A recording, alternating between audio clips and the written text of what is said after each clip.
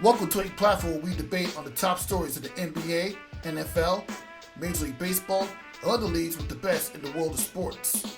You'll also get interviews with many athletes and media talents at several basketball events, including the WNBA and college basketball. My name is Rafiq Ulazon, and this is Nothing But That Sports Talk.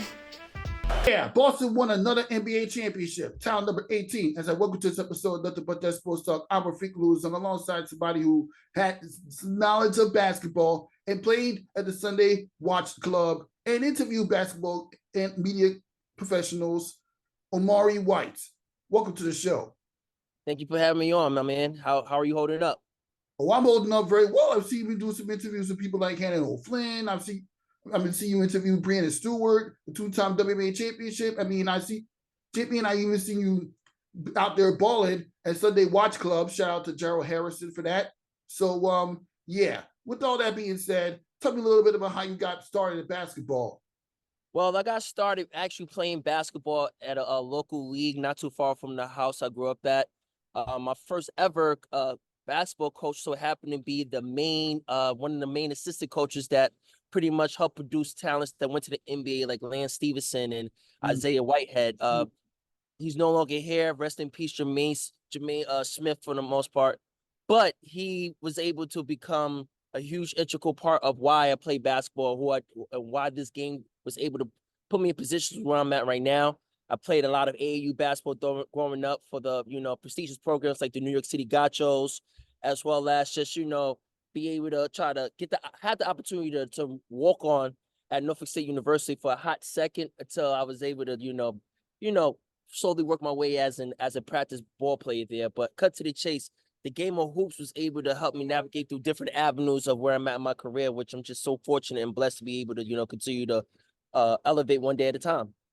And when you were around these type of NBA players or players that eventually made it to the NBA, like how did it help you grow as a human being and a major contribution to the basketball and media landscape?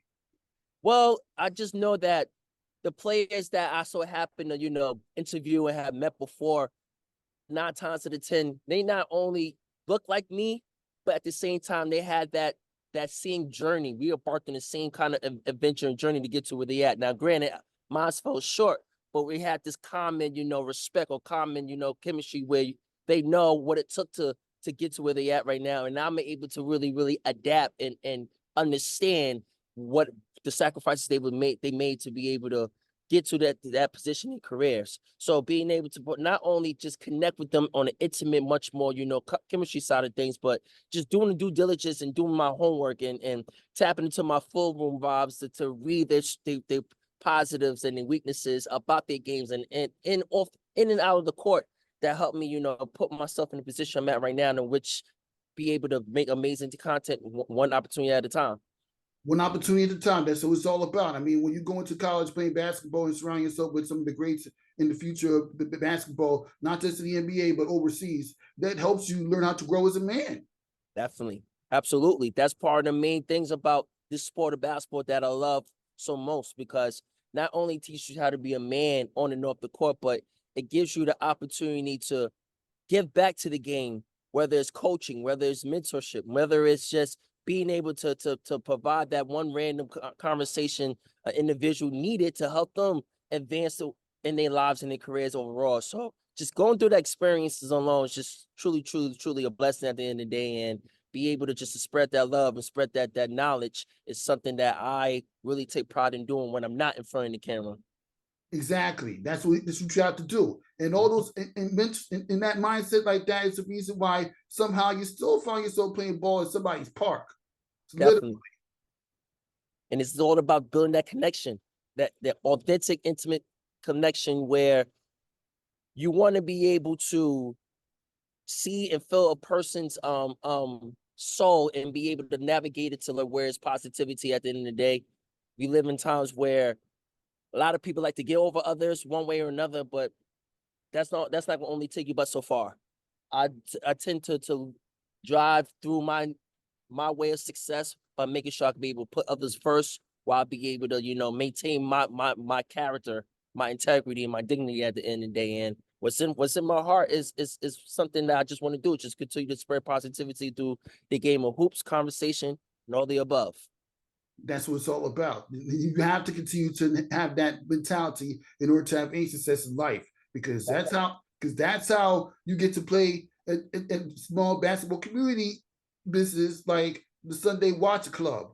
What has that done for you as a man in terms of being able to play basketball with guys like Gerald Harrison and Grady Diaz and that tall girl M, who has her own pizza spot all the way down in Union Street, Brooklyn? What does that do for you?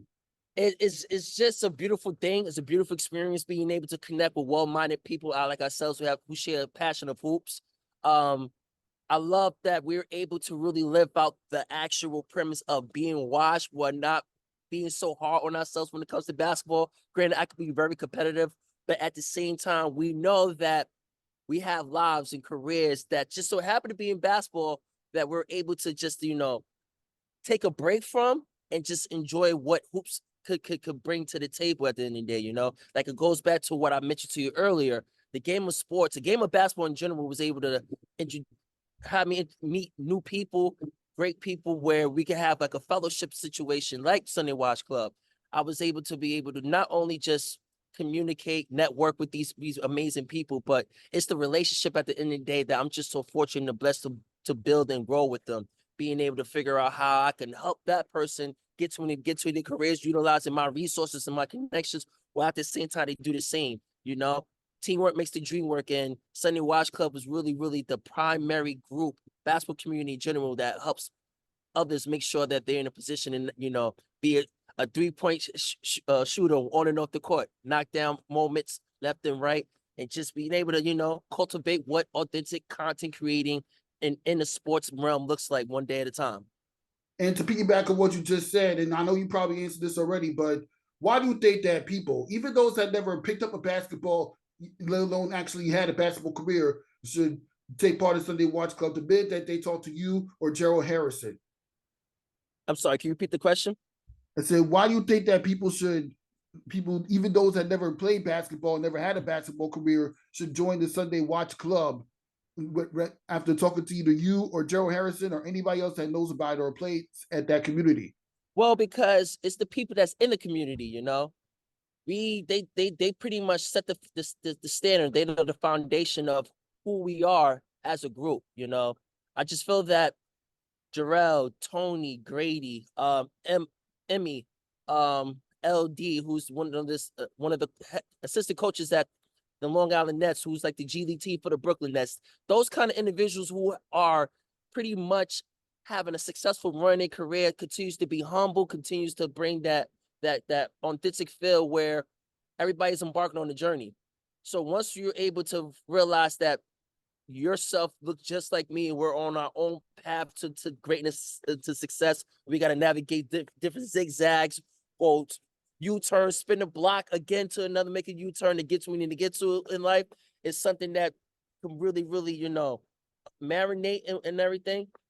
That's what makes Sunday Watch Clubs much more of a fun, cool thing to be a part of. We all on the same journey to try to be successful, and why not just help one another to get there, so we'll be able to, wave, like, salute you, and just, continue to praise your success at the end of the day, continue to elevate you to another level.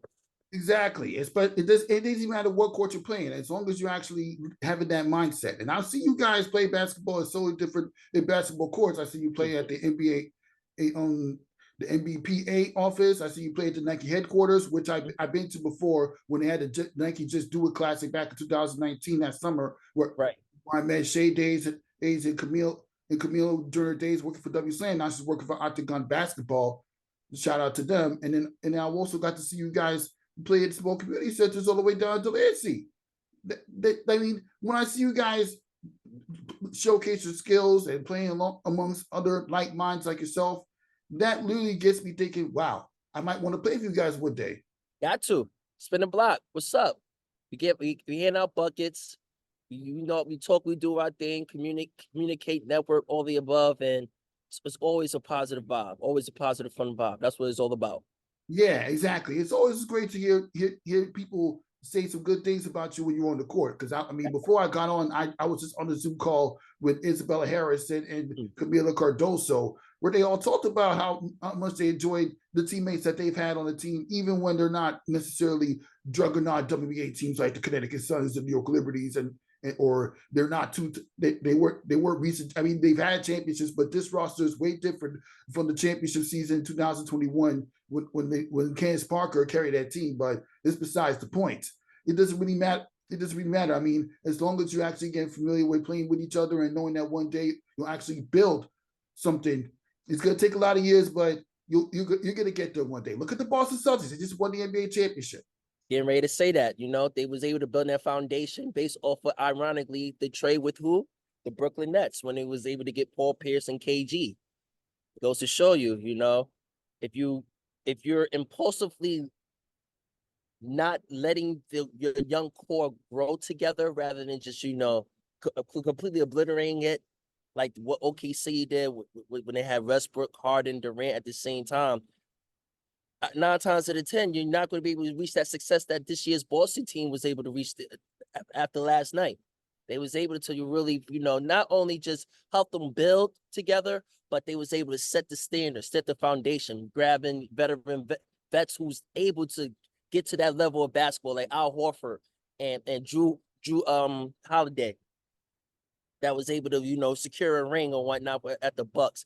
Being able to making sure that you show that you trust your young core, your superstar core, and bring forth the actual veterans that are able to see and know how to get to where they need to get to in the NBA Finals is something that's a huge success, a huge recipe to success that Boston was able to, pretty much, execute, and the results spoke for itself. Yeah, and this is way different for the championship team that they literally built by default after picking up Kevin Garnett and Ray Allen during the Paul Pierce era. They worked the ground up. Brown came into the league in 2016. Tatum came into the league in 2017. They sweated through so many different failures. They lost to Miami twice, but then again, they also beat the Miami Heat twice. They lost to LeBron's Cavaliers. They lost to the Brooklyn Nets. They lost to Milwaukee. They lost to Stephen Curry and the Golden State Warriors 2 years ago. They went through all that, and they finally put the nail in the coffin against a former Celtic and Kyrie Irving, who went to Dallas after going to Brooklyn, didn't work out, teaming up with Luka Doncic, who shout out to him for playing his first NBA Finals. So get wait to see the growth he's going to have from this point. But get with the Boston Celtics, they literally grew up a lot as a team. You got to navigate through that journey. Yeah, you can't forget Al Horford, who was a useful piece for the Atlanta Hawks team when he started his NBA career, and then in only his second stint with the Boston Celtics, he put the nail in the coffin. Definitely, and I think the reason why they was able to reach that success was because they know that they had to navigate through the ups and down moments, especially the down moments where, like you mentioned before, losing to Brooklyn. You can't really cheat the process to become champions. You got to see it all. You got to experience it all. You got to go through it all. So shout outs to Boston for being able to trust the process, no fully pun intended and whatnot, and finally secure their 18th championship. Yeah, exactly. It's all thanks to the NBA Finals MVP in Jaylen Brown. Jaylen Brown and also Jason. Even though Jason Tatum put up the better statistics, it all came down to who was the most useful piece to win the championship.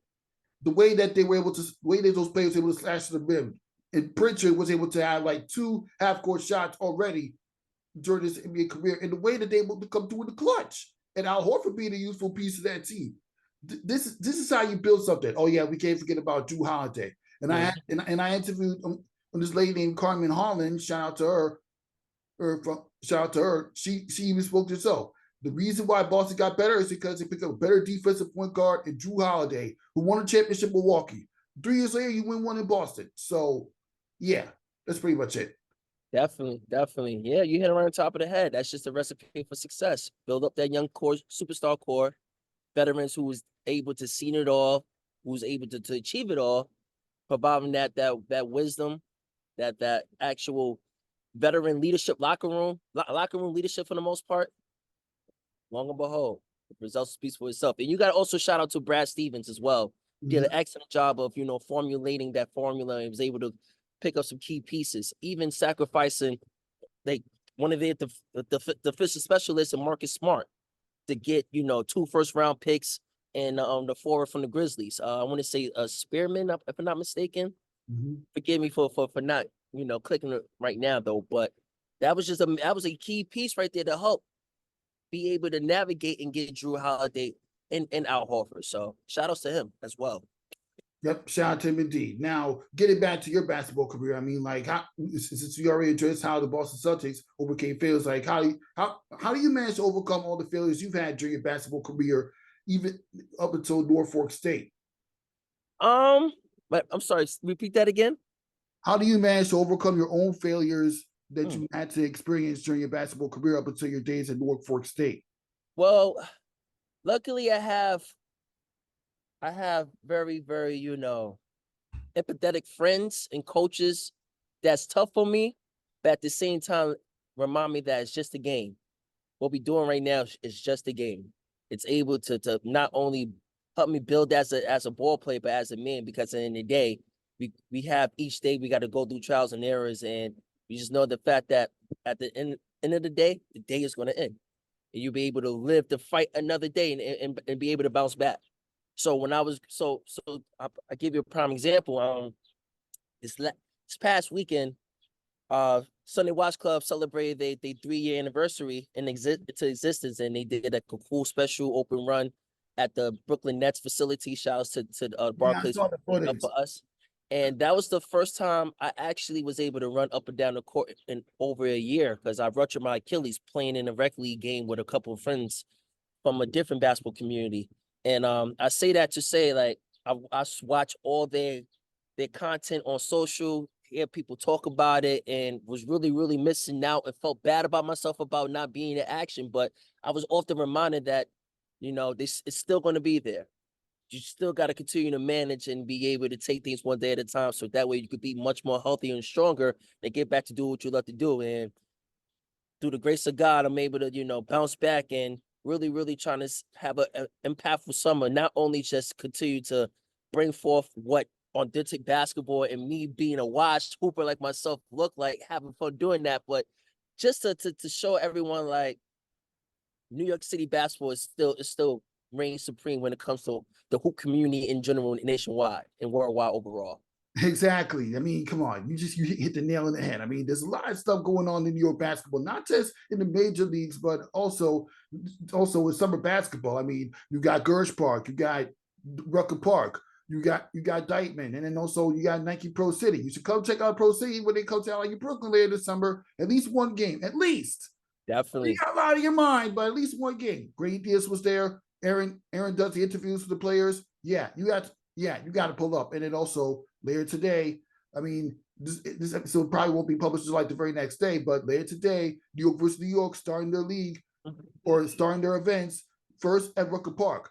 If you had a chance to check out at least the footage of New York versus New York, like, what do you think? How is that a prime example of what New York basketball is all about to you? Well, it's the like I said, the community, and most importantly, the personalities that was able to bring to the forefront the aura of what it's like to play basketball in New York City. You mentioned New York versus New York first day. To finish my point, you got personalities like Dave Cha-Ching, Mr. Talk Spicy, call himself the Dark Skin Splash Bros. They are phenomenal on the mic. They're able to bring that aura that I grew up, watching on the sidelines as a little shorty, waiting for my opportunity to get on the court and perform the big stage. Back in the days when you had Babito Garcia on the megaphone, breaking that authentic fusion of hip hop and basketball at its finest. They have done an amazing job of what the new generation, the new era of NYC basketball look like on the summer asphalts, as well as just being able to provide their own authenticity of flair, flash, charisma, and knowledge of the game overall, because a lot of these announcers and the personalities in general don't know who's these young phenomenal stars that's about to be on the brink of superstardom that we should be in the know of before they hit superstardom, and they do an excellent job of doing that. But on top of the fact, the talent core is just crazy. You have Kanye Anthony, who's holding it down for us. You have you had Todd Turnage from St. Raymond's holding it down. Christian Jeffries, Connor from Thomas Jefferson High School. It's a slew of talented ballers who really standing on business and making sure that New York City basketball is here to stay. Is not going anywhere no time soon.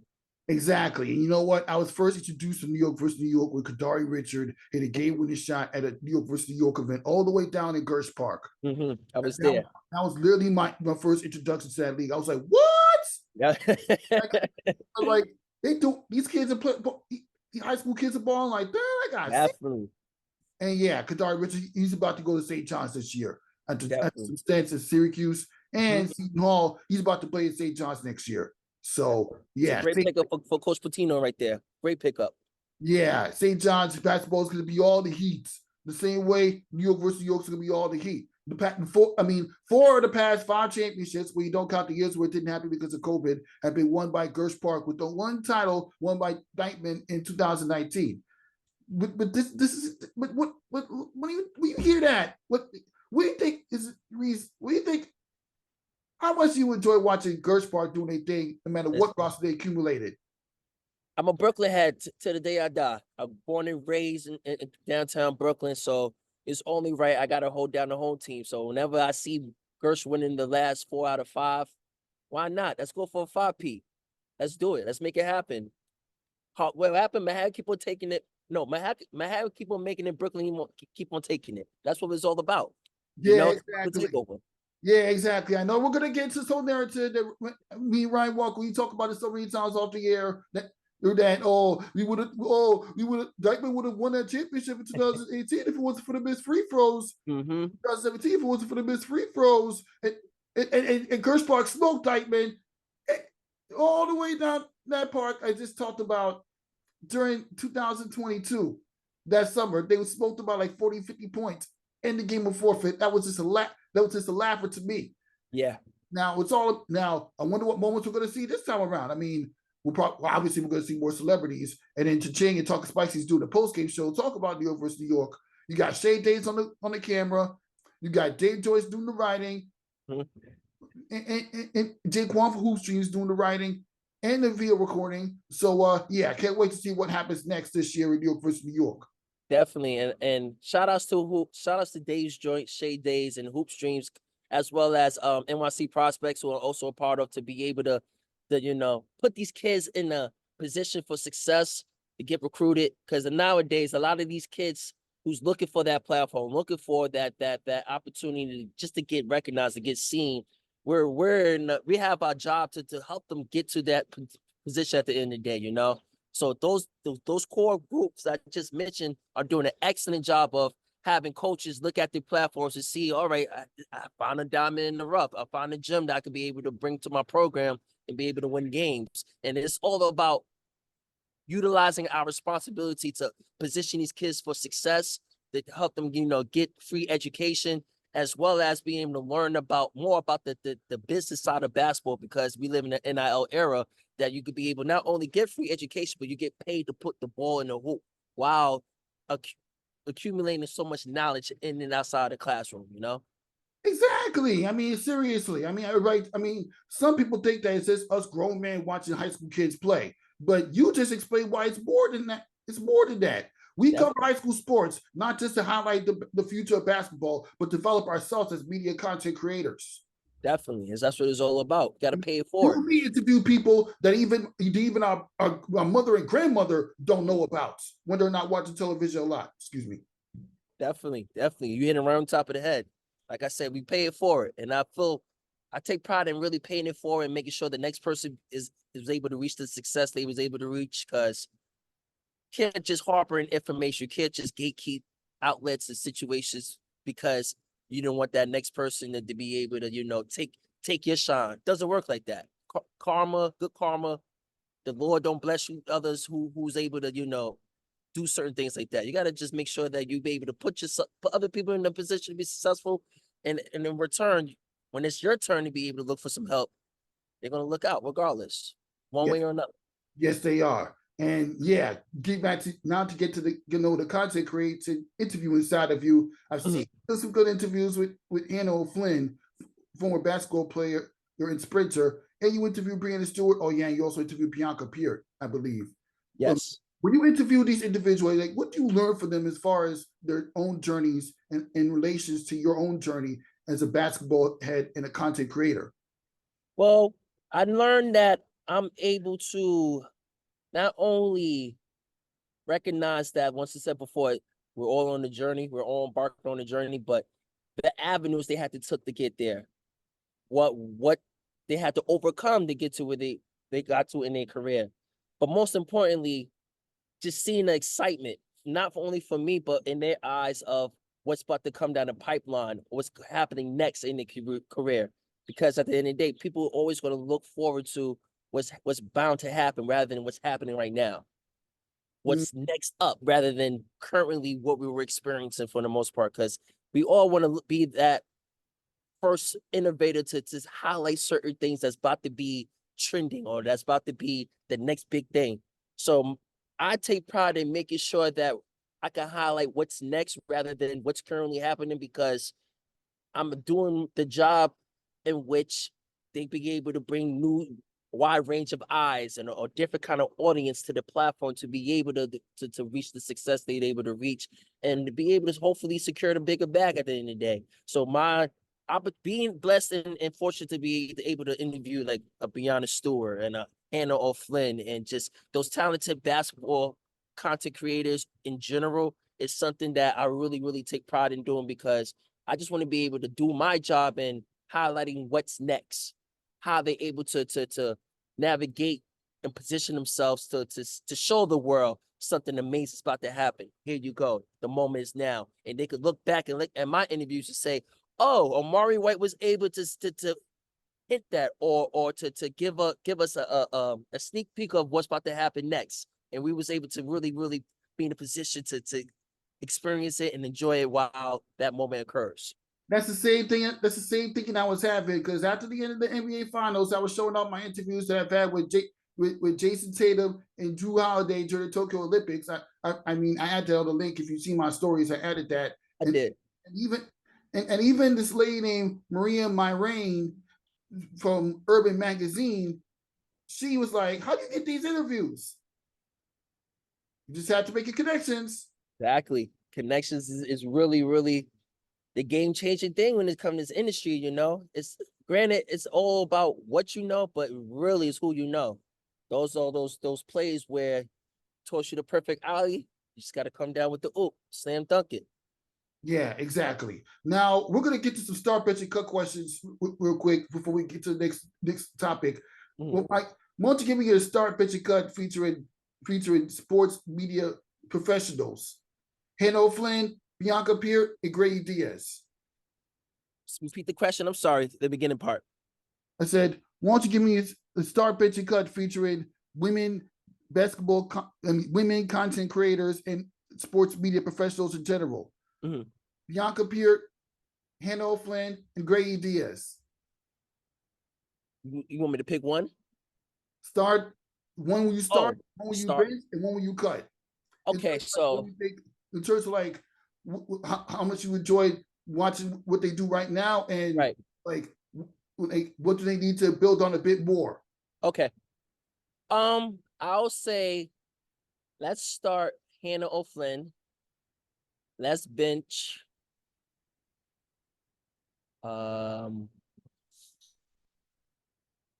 You said Hannah, Bianca, and who else? Grady Diaz. Let's bench Grady Diaz. And that, but they all my girls, so this is hard. They gonna look at me like, yo, really, really? But I had to go as cut Bianca. The only reason why I said that because Hannah has pretty much been a superstar. She's able to not only take herself as a brand and travel worldwide to promote it. That's like, she's really in her Kobe Bryant Mamba mentality bag, getting to it one opportunity at a time, working with these big corporations. Now, I say bench Grady because, once again, it's giving Jamal Crawford vibes. When you need her to come off the bench, knock down some shots, mid-range mommy, that's why I call her, knock down some shots on and off the court as a dope content creator working with some amazing brands like Google Pixel and whatnot. And Slam, she gets it done, and she's very reliable. And I would have to say cut Bianca because, like I said before, she's an amazing talent. I feel that if I'm going to have a roster that consists of Hannah and Grady and Bianca, who's that talented, is on there, and I'm not doing my due diligence for her to get her own shine. I'd rather just, going into the next person, say, hey, you have a go-to superstar, your clutch player right here, waiting on your team right there. I just can't utilize her the way she need to be utilized. I would rather pass it forward to the next person who could be able to say, hey, here's the platform, here's the stage, go do your thing. So that's my order right there. Exactly. Monica McNutt, Shay Days, and Aaron from Ballers Journal. Ooh, that's some tough questions. I might get cursed after this one. Well, I obviously would start Monica McNutt. She's doing an excellent job of pushing the movement of WNBA basketball, the authentic conversations around WNBA basketball. Smith, right? Definitely, yes. And I'm loving how she's able to not only just provide that the true woman's perspective of what goes on in and outside the locker room when it comes to women's basketball, but be able to school, basketball enthusiasts like myself that is just not really solely political when it comes to, men like Stephen A. Smith add his 2 cents into what's going on in WNBA basketball and just women basketball in general. I like to get schooled on, all right, this is what's going on. And Monica's doing an excellent job with that. I will bench Shay Days and cut Aaron. Like I said before, both of them is excellent talents. Shay Days has really, really, really, really put in that work. She, for the minute I even started getting inside the business, the industry, I seen her from Dykeman and back in 2014, 2015, all the way up to right now. And it's the reason why she's a household name in New York City basketball covering in general. So, because the work in her being able to evolve her content and her resources just continue to blossom even much more. And I got to salute her for that. And like I said before, I got to cut Aaron because the fact that she's so dope, she's so talented that she could be able to be working for the MSG network, or she could be able to provide something refreshing to a platform like Fox Sports or whatnot, because her content is so clean, it's so precise, it's so, direct, where it's like I'm watching ESPN on my phone, the way she curate content, whether it's just through interviews, photography, videography in general. And I will be doing myself the wrong justice and harboring that kind of resources for other people who could utilize her talents if I was put together a strong organization full of talented woman basketball content creating or content covering individuals overall. So yeah, that's basically it. Yeah. Now we got enough for the women. Now let's get to the men's side. Okay. Cha-ching, Mike Larry, talking spicy, start, pitch, and cut. As far as basketball announcers. You're killing me. Oh.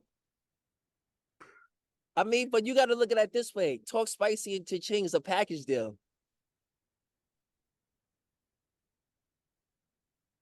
I know it's hard. But if I had to start, I'll go with Cha-ching. Because I just love his energy. I love the way he's able to bring out the personality of basketball.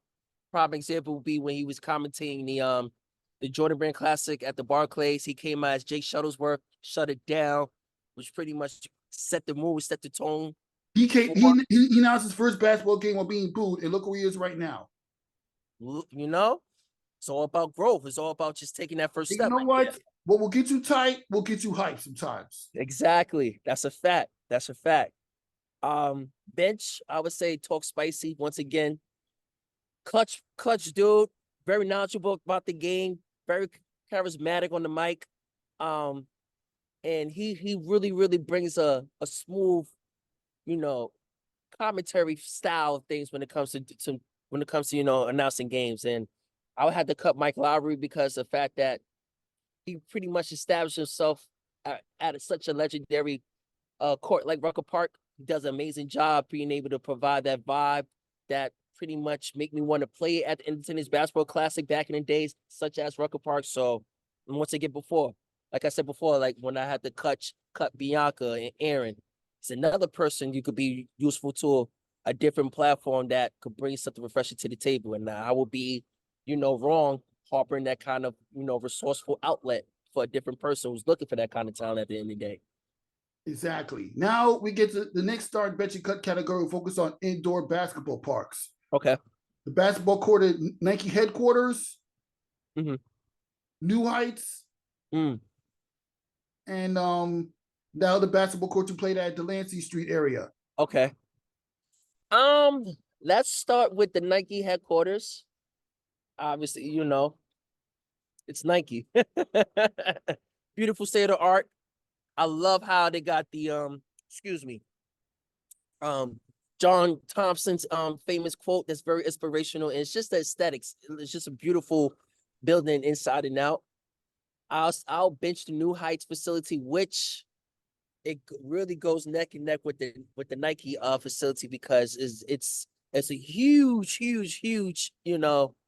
building, a lot of amazing courts in there, and I just love how resourceful they are when it comes to just not only put kids in position to help get their games better, but making sure they got the educational tools needed for them to succeed in the class. And I say I had to cut the ALD gym in Delancey Street because they have, once again, amazing infrastructure. Only complaint is like the ceiling is kind of low though. I like my shot is have a high arc. Sometimes I feel like it's about to hit the ceiling, but 9 times out of 10, still a great vibe. Love how you're able to get, your own uniform, your sneakers to hooping. And it's just a beautiful building you could actually hoop, do some great events at. So it's no knack to them.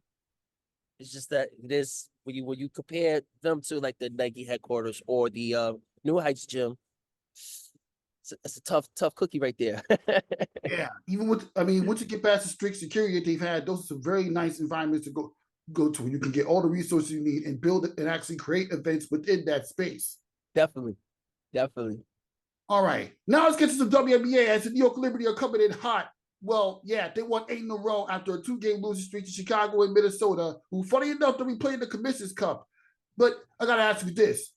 Follow the New York Liberty. What are you overall impressed about the way it started off with vengeance in mind after losing the WNBA Finals last year to the Aces? Oh, I'm loving what they're doing right now. I'm loving the momentum, the intensity they bring in. And I'm actually really impressed with the defensive proudness. Bethany Hamilton has done Bethany Hamilton Laney has done an amazing job locking up. Benai Delaney Hamilton. Excuse me? It's Benai Delaney Hamilton. Benai Delaney Hamilton. Thank you for that correction. Does an amazing job of, really shutting down each team's best player. And I honestly think she's the front runner for Defensive Player of the Year right now. And who's been surprising me a lot what they start will be Jarquel Jones. She's been really was able to learn from that slow start from last season and built off that momentum from the playoffs to what she's doing right now, which she lastly put up 34 to really clinch their spot into the Commissioner's Cup championships, which I'm super duper happy for her about that. And last but not least, you got that dynamic duo of Breanna Stewart and Sabrina, pretty much just rocking the Barclays right now with their epic scoring and ability to create for others. So I'm loving what's going on with the Liberty, and I honestly think that between them and Connecticut, once again, who's having a sensational season right now, they really are just on a crash course of figuring out who's going to be representing the East come in WNBA Finals, and I think it's going to be New York again. And why wouldn't it be? I mean, come on now. Even though I was a little suspect with the bench that they've had after Maria Johannes and Han Chu left to focus on winning the Olympics this year, but they literally proved me wrong. I mean, Lori, great pickup. I'm kind of blanking out right now. Sorry, Nara Sabali, when she plays, Thornton. Come on now. Yeah.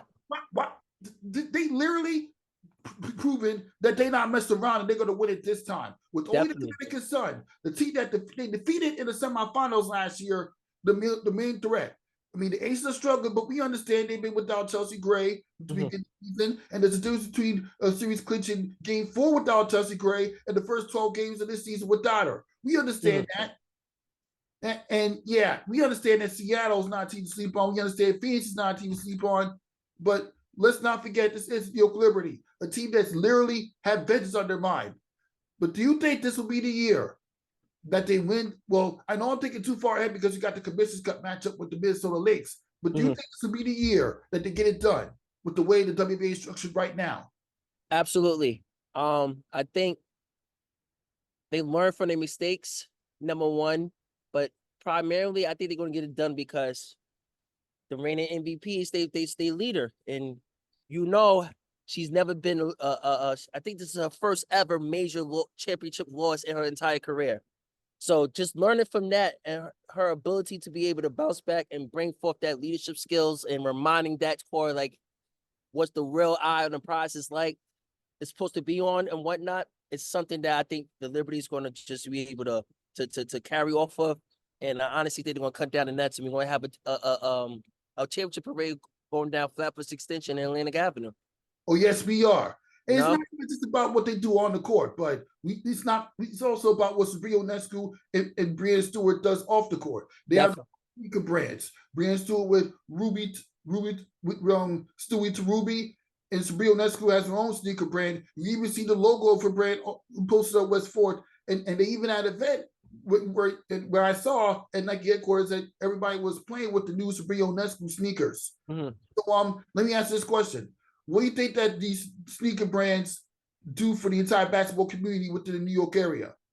Oh, it's just like elevating it even more. I feel that Nike's doing an excellent job, and once again, really, really showing what NYC basketball looks like, even through the products. Product storytelling is finest. With Sabrina's new shoe is pretty much not only introduces the flair and swag she brings to the court night in, night out, but it introduces what the stylistic side of things how it looked when you're getting buckets inside with her shoe on.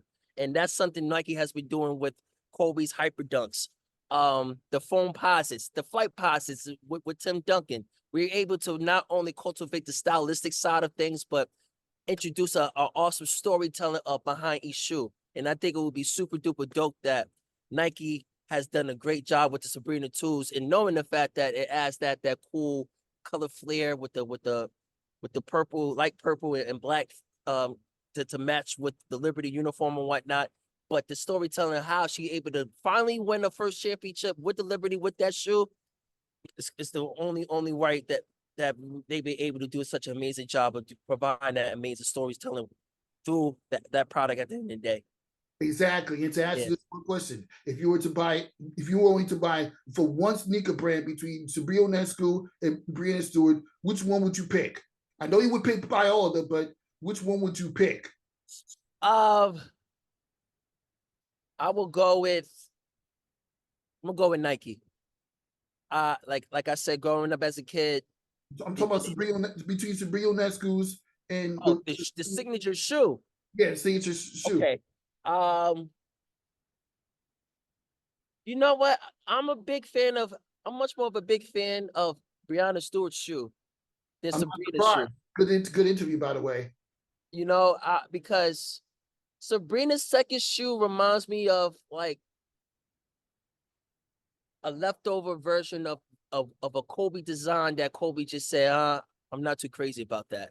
Compared to Brianna's shoe, it's innovative, it's different. It provides like a cool introduction to what Puma hoops of today's era will look like. And by having the reigning WNBA MVP introduce that kind of era to the forefront of just the basketball community in general, Puma has done an amazing job of really, really painting that picture in front of our eyes and making sure that the shoe not only performs well in stores, but it gives Brianna the opportunity to hold up and be, less injury prone while being able to, secure wins for the Liberty. Exactly. I can't really. I'm probably not gonna buy sneakers right now, but if I Uh-huh. was to buy, I'd definitely buy the Brianna Stewart's too. Sabrina Nescu's style, her style sneakers is very nice. Hmm. I'll pick Brianna Stewart. Let's be honest. She's just that engageable when it comes to basketball. Definitely. You hit it right on top of the head. She really is. Now, next week, they're going to be playing the Minnesota Lynx in the Commissioners Cup Championship game. What can we expect from this Commissioners Cup Championship game, knowing that it'll be all the way in Long Island and not the Barclays Center because they got to prepare for the NBA draft? Hmm. I think it's going to result in a huge win, but you can't sleep on the Lynx. They have a talented rookie from Utah who's doing an amazing job so far, and Crystal Collier. She's like one of the front runners for MVP right now. She's a bucket getter right now. So you can't really sleep on Minnesota, but I honestly think Stewie and Sabrina Jacquel is going to get it done. They really zoned in. They focused, and you could tell by their performance. And I got the Liberty winning it all. Yes, New York is going to win it all indeed. Then to continue the WNBA conversation, there's a lot of impressive rookies that we've seen so far. You got Angel Reese who's averaging double-double. You got Caitlin Clark still doing Caitlin Clark things. And you also got Camila Cardoso being a contributor on the court. Cameron Branks doing her thing, which leads this question. Which WNBA rookie in 2024 impressed you the most during the first quarter of the season? I would have to say Angel Reese, only because not only she's like you said before, averaging a double, but the way she stands on business on and off the court, bringing in that toughness, making sure that she able to receive some free game from a WNBA legend and Teresa Weatherspoon and apply it to her game on and off the court. I think Reese is doing an outstanding job of navigating what the media is saying about her, as well as just bringing that competitive edge night in, night out. I just feel bad that she's always under scrutiny because the type of person she is and the type of player she is competitively for the most part.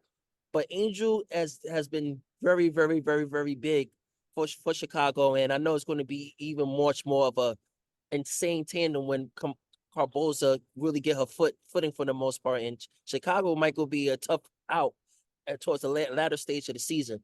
And I will also want to shout out to Rakia Jackson for LA Sparks. She's been doing an amazing job stepping up for them as well and bringing a huge versatility with her size and her length and being able to, um, give LA an actual fighting chance night in and night out whenever they, competing on the floor. Yeah, you got. Yeah, I'm going to share a bring with you right there. Even though it's kind of tough to pick between Angel Reese and Caitlin Clark, but let's be realistic.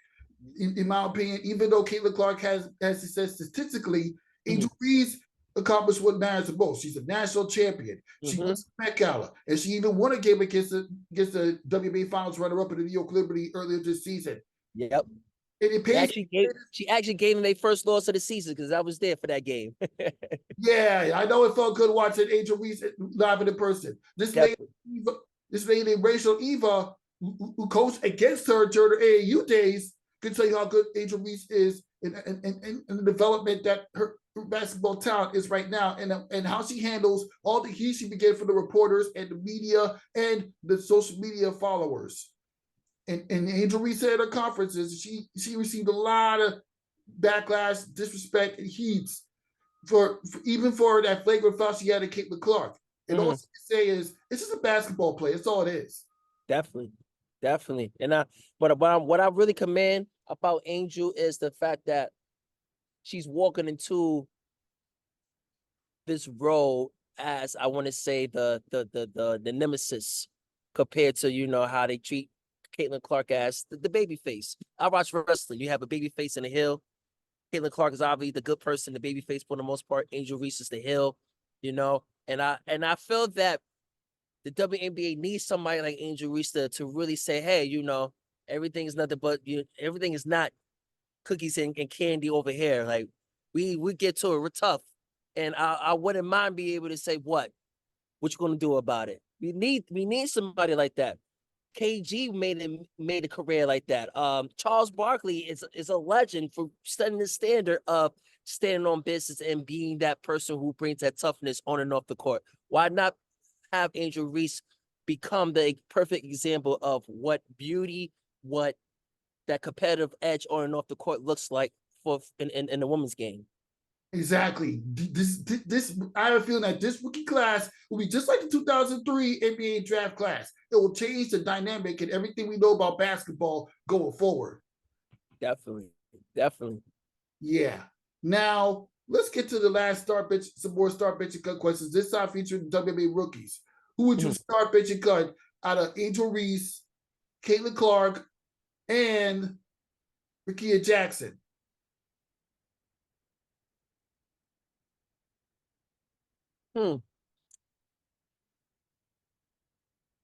I'll start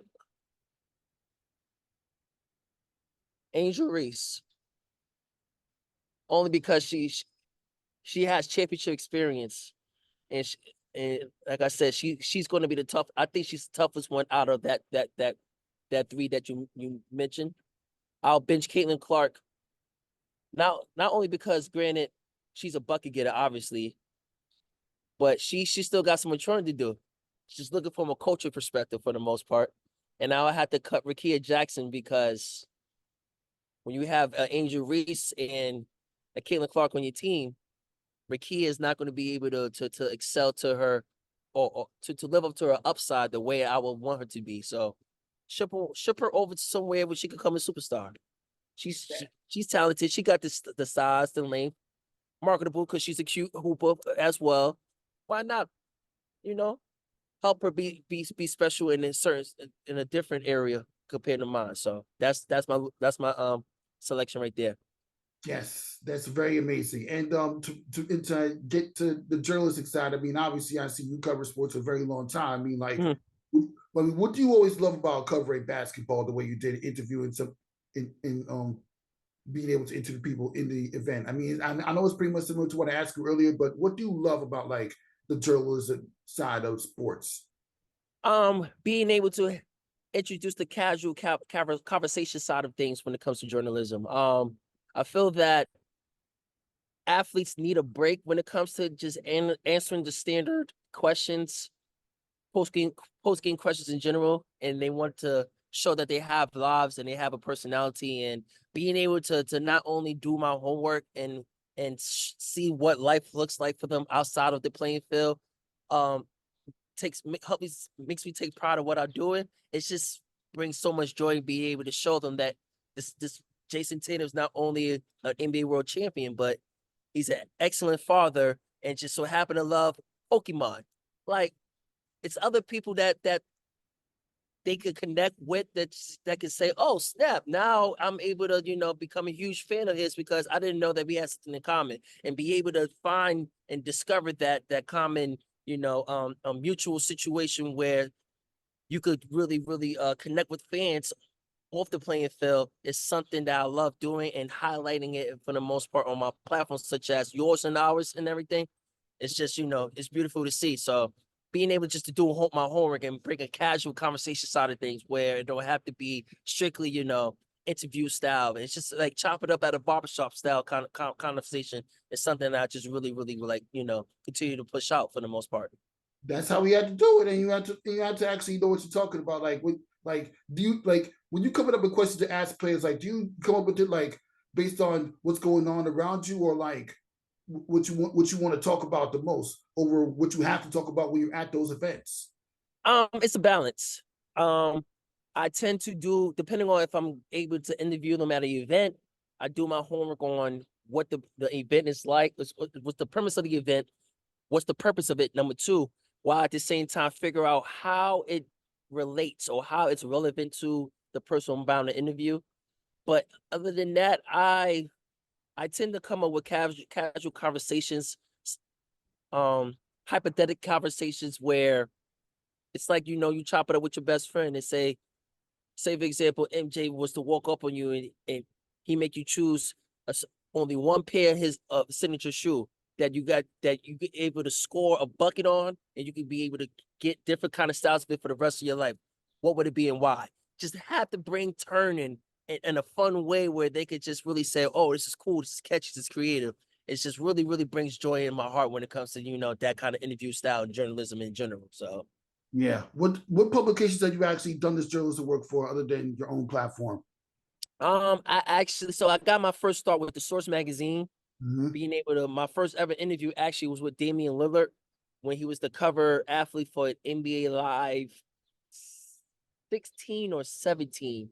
But ever since then, I was able to contribute for platforms like Gary V's 1:37 p.m., um, Sports Illustrated, um, Real Brief, the sneakers app, as far as talking about basketball sneakers in general, and as well as working with Niantic Labs, NBA All World, which was a mobile video game app that was similar to the makers of Pokemon Go, being able just to, you know, interview Slam Dunk champion Matt McClung and provide like an authentic gamer hoops style feel of when it comes to, you know, promoting the game in general. So I say that to say just being able to navigate through different avenues in journalism, whether it's product storytelling like an NBA All World or just authentic storytelling through my journalism experience and could be able to combine it. It's just I'm just so fortunate and blessed to be able to, you know, continue to push out.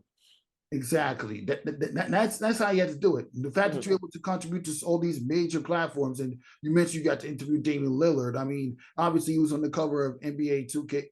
He was on the cover of NBA 2K21, Mhm. or was it 2K? Yeah, yeah, it was NBA 2K21 that It year. was. That year during the NBA bubble, Yep. and where the guy said it's Dame time. Yep. Yeah, y'all remember that year? That was a great cover Damian Lillard had for NBA 2K21, the standard edition. Definitely. Yeah, I had a chance to interview him during the Tokyo Olympics a year later. Yeah, and he's a cool dude. And like it goes to show you I think when people didn't realize that Damian Lillard is just a cool, talented guy, because you know he's a rapper at the end of the day, goes by Dame Dollar. It goes to show you that these athletes is just not in one bubble.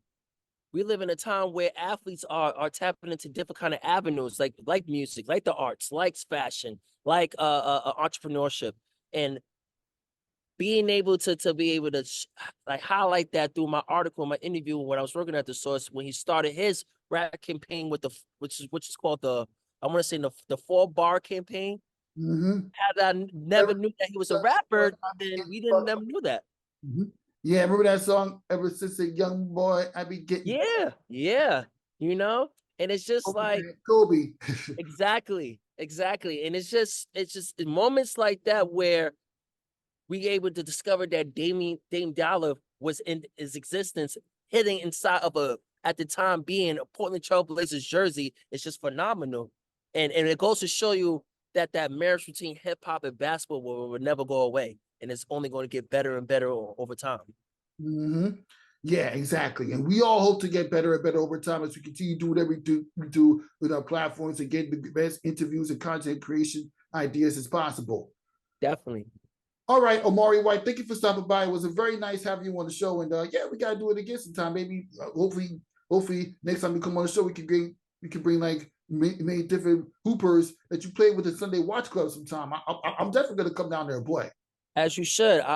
First off, thank you so much for having me on your show. This was one of my favorite interviews I've done in a while. You asked some amazing questions. You are a talented journalist, and you did your due diligence. You did your homework. So I gotta give praise where praise is due. Good job. And secondly, I would love to be back, and I'm planning on bringing some special guests this next time. So you just have to be on the lookout. I know you're gonna be on your P's and Q's, so we're gonna have fun the second time around. Yeah, exactly. For Omari White, Rafiq Lou is on. This is Nothing But That Sports Talk. We'll see you next time. Take it easy.